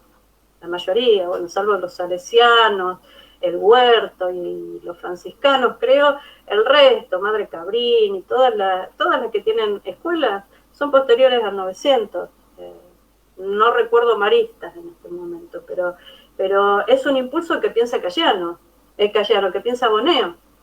Y después todo lo que arma Cayano antes de ser obispo de Rosario y una vez que es obispo de Rosario es enorme. O sea que esto está previsto, está planificado, está pensado por quienes quieren cumplir ese objetivo de llegar al pueblo, de ir al pueblo. Y después, bueno, hay mucha improvisación en lo cotidiano, como es la vida de los hombres y es la vida de los militantes. Pero sí, creo que la capilaridad tiene que ver con eso. ¿Qué pasó, Micho? Bueno, vamos a ir cerrando la actividad. En principio yo, Sabri, si vos me permitís, ya que tengo ahí el mic prendido, bueno, en principio quiero agradecer enormemente la predisposición, sobre todo de Agustín y de Diego, porque la verdad, primero y principal realmente es un honor tenerlos, digamos, ¿no? Somos conocidos hace muchísimo tiempo, pero, digamos, el hecho de que hayan podido confluir, esta es la idea, ¿no? Confluir en el trabajo de Pía, me parece fantástico como tal, y obvio también a las consideraciones de Sabrina, que obviamente también hace mucho tiempo está trabajando en esto, ¿no? Es decir, no es casual que su propio recorrido se vea reflejado en el comentario del libro de María Pía. Dos cositas muy breves más. Primero, compren el libro, vean y léanlo. Primera cuestión, fundamental. No solamente porque es el libro de la colección del número 13 de la colección del SETI, sino porque está la firma de María Pía Martín, que es absolutamente especialista en el asunto. Segundo, como centro de estudio nosotros queremos agradecer en general, no solamente a nosotros que hemos participado del panel, sino y principalmente a todos los que participaron, porque en realidad nosotros vivimos de esto, vivimos de la gente que participa, que hace preguntas, que le interesa la historia del movimiento obrero, que le interesa las perspectivas de alguna manera de los cruces entre el movimiento obrero de izquierdas, etcétera. Y el centro de estudio, como decía Sabrina al principio, se autogestiona desde el principio, hace 2012 que estamos tratando de levantar el barco y de llevarlo a puerto, y esto es un poco el resultado, quizá, relativamente exitoso que siempre nos gusta tener. Entonces, gracias a todos, por supuesto, por participar, a todos los que participaron, y otra vez, muchísimas gracias a María Pía por la presentación de este material. Insisto, leámoslo y nos encontramos absolutamente en la próxima, ¿no? Siempre estamos de puerto en puerto.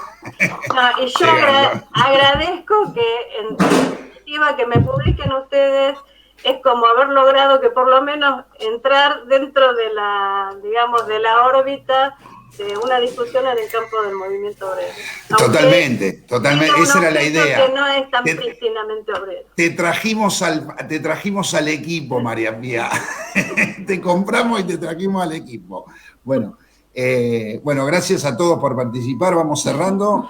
Insisto, vuelvo a agradecer en nombre de todos, ¿no? En nombre del CETIS principalmente y de la revista Archivo, que de alguna manera es su ejemplo práctico. Bien, nos vemos en la próxima. Gracias. Chao, gracias. En la próxima. Nos vemos. Nos vemos.